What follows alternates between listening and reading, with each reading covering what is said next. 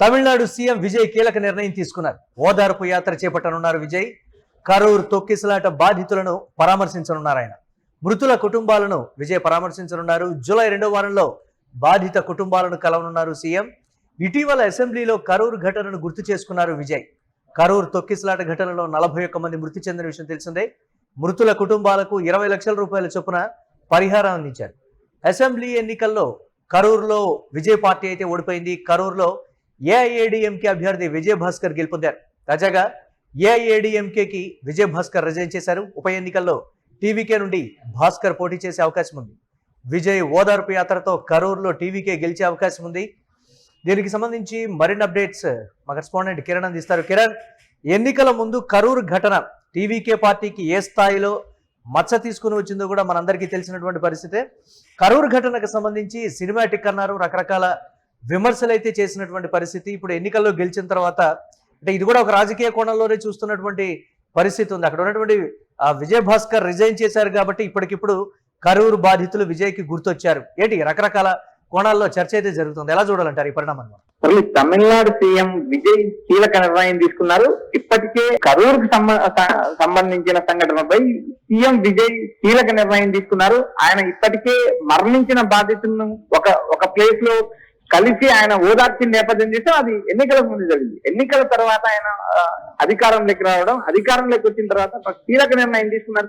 కరూర్ లో చనిపోయిన 41 కుటుంబాలను నేరుగా ఆయన పరామర్శించినట్టు, గతంలో వైసీపీ అధినేత జగన్మోహన్ రెడ్డి ఓదార్పు యాత్ర చేసినట్టు ఏవైతే చనిపోయిన కుటుంబాలకి ఇంటికి వెళ్ళి ఒక ముఖ్యమంత్రి హోదాలో ఆయన పరామర్శించారు. ఈ నేపథ్యంలో భాగంగా కరూర్ లో 41 కుటుంబాలను ఆయన పరామర్శించున్నారు. ఒక్కో కుటుంబానికి గతంలో కూడా 20 లక్షల చొప్పున సాయం ప్రకటించారు. కొంతమంది బాధితులు సాయాన్ని తీసుకున్నారు, మరికొంతమంది బాధితుల సాయాన్ని తీసుకున్న నేపథ్యం. అయితే ఇక్కడ ప్రధానంగా కరూర్ సంఘటన తర్వాత విజయ్ పైన పలు విమర్శలు వచ్చిన నేపథ్యం చూసాం. తర్వాత జరిగిన విజయ్ నేరుగా ఏ రాజకీయ పార్టీతో పుట్టు పెట్టుకోకపోవడం, ఒంటరిగా ఎన్నికల్లో పోటీ చేయడం, తర్వాత జరిగిన రాజకీయ పరిణామాలు, విజయ్ భారత సంగీత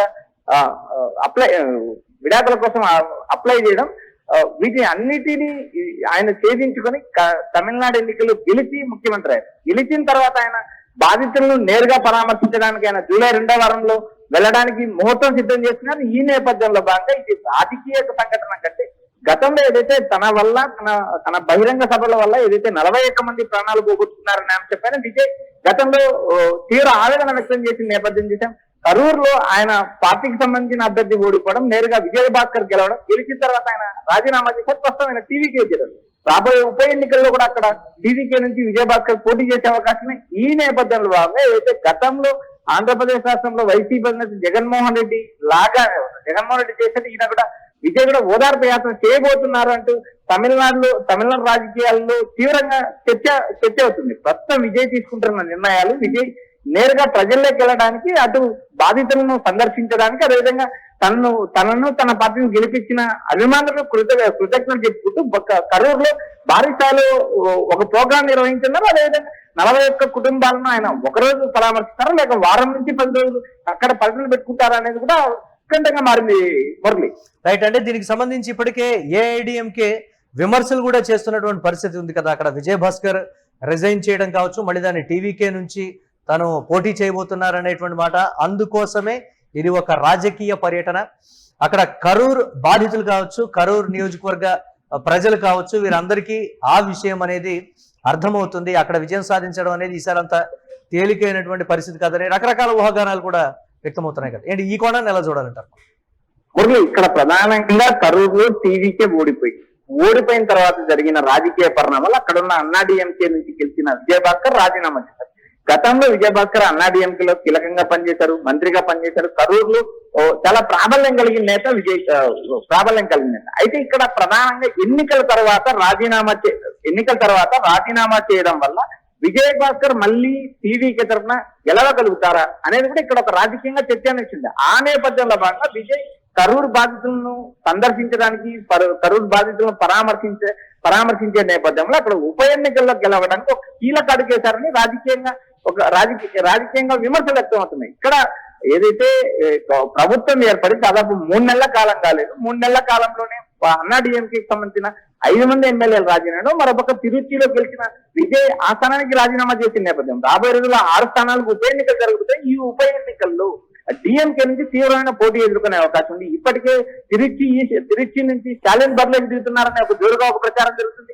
మరోపక్క కరూరు లాంటి చోట ఒక ఎమ్మెల్యే గెలిచిన 3 నెలలకి రాజీనామా చేసి మళ్ళీ బై ఎలక్షన్స్ ఎదుర్కోవడం అంత ఆశామాషి కాదంటే ఇప్పటికే విమర్శలు ఉన్నాయి. ఈ నేపథ్యంలో భాగంగా కరూరుతో పాటు రాష్ట్ర వ్యాప్తంగా ఖాళీ అయిన 6 స్థానాల్లో కూడా విజయ్ పర్యటించే అవకాశం ఉన్నాయి. ఎందుకంటే ఎన్నికల సంఘం కూడా త్వరలో నోటిఫికేషన్ ఇచ్చే అవకాశం ఉన్నాయి. ఇప్పటికే దాదాపు ఎన్నికల సంఘం అధికారులు 6 నియోజకవర్గాల్లో పర్యటించిన నేపథ్యం మరికొద్ది రోజులు అక్కడ ఉన్న 6 స్థానాలకు నోటిఫికేషన్ వెలువడింది. ఈ నేపథ్యంలో భాగంగా విజయ్ నేరుగా కరూరుతో పాటు మిగిలిన నియోజకవర్గాల్లో కూడా ఒక భారీ బహిరంగ సభ నిర్వహించే అవకాశం ఉంది. ఎందుకంటే ఎన్నికల్లో గెలిచిన అభ్యర్థులు మరోసారి రాజీనామా చేయడం, ఉప ఎన్నికలు ఎదుర్కోవడం, ఈ ఉప ఎన్నికలు గెలిపించుకోవాల్సిన బాధ్యత అటు విజయ్ పైన ఉంది, ఇతర అభ్యర్థుల పైన ఉన్న నేపథ్యంలో భాగంగా విజయ్ నేరుగా కరూరు సంఘటనను దృష్టిలో పెట్టి ఆయన బాధితుల కుటుంబాలను పరామర్శించడం, మరోపక్క గతంలో అన్నాడీఎంకేలో కీలకంగా పనిచేసిన నేతలను గెలిపించుకోవాల్సిన నేపథ్యం. విజయభాస్కర్ గతంలో అన్నాడీఎంకేలో కీలకంగా పనిచేశారు.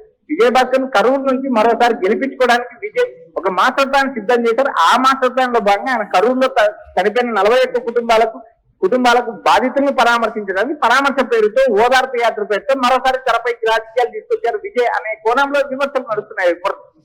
Right, thanks for updates Kiran. మొత్తం మీద తమిళనాడు సీఎం తీసుకున్నటువంటి కీలక నిర్ణయానికి సంబంధించి అయితే విమర్శలు అయితే మొదలవుతున్నాయి. ఓదార్పు యాత్ర చేపట్టబోతున్నారు. ఎన్నికల సమయంలో కరూర్ ఘటన అనేది దేశవ్యాప్తంగా చర్చనీయాంశమైనటువంటి పరిస్థితి. దానికి సంబంధించి విజయ్ ఏ స్థాయిలో విచారణ ఎదుర్కొన్నారు, రాజకీయ కక్ష సాధింపు చర్యలు, రాజకీయ వేధింపులను కూడా టీవీకి అయితే ప్రచారం చేసినటువంటి పరిస్థితి. కానీ కరూర్ ఘటన రిజల్ట్ అనేది స్పష్టంగా విజయ్కి అర్థమైంది. అక్కడ టీవీకే పార్టీ ఓడిపోవడం కావచ్చు, లేకపోతే ఏఐడిఎంకే గెలవడం కావచ్చు. ఇప్పుడు ఆ పార్టీ నుంచి గెలుపొందినటువంటి విజయ్ భాస్కర్, దానికి సంబంధించి అతను అక్కడ రాజీనామా చేసి టీవీకేలో చేరడం, ఇప్పుడు అక్కడ ఉప ఎన్నికలు రానున్నటువంటి నేపథ్యంలో దీన్ని ఇప్పటికిప్పుడు కరూర్ ఘటన బాధితులు విజయ్కి గుర్తుకు రావడం ఆశ్చర్యకరంగా ఉంది.